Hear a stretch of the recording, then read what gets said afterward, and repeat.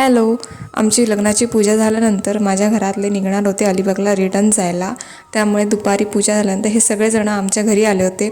आणि जसं मी सांगितलं की माझी पूर्ण लग्नाची जर्नी सरप्राईजने भरलेली आहे.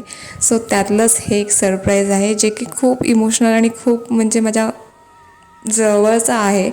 कारण माझ्या लहान बहिणीने माझ्यासाठी एक लेटर लिहिलं होतं. ही व्हिडिओ एडिट करतानासुद्धा मी लिटरली तो वॉल्यूम म्यूट केला आणि ती व्हिडिओ एडिट केलेली आहे. कारण का अजूनही मला ते ऐकलं तरी खूप असं भरून येतं.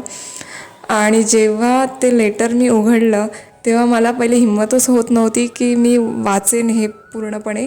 कारण पहिल्या 2 ओळीच वाचताना मला एवढं भरून यायला लागलं की मी परागला पण सांगते की मी नाही वाचणार, मला वाचता पण येणार नाही. पण शेवटी माझ्या बहिणीचा हट्ट होता की तो लेटर मीच वाचावा आणि सगळ्यांसमोर वाचावं.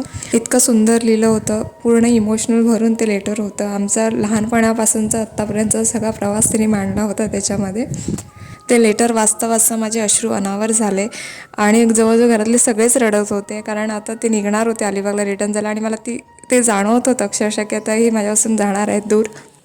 ही फिलिंग खूप डिफरंट असते आणि ही प्रत्येक मुलीच्या आयुष्यात येते. आय होप सगळे समजत असतील.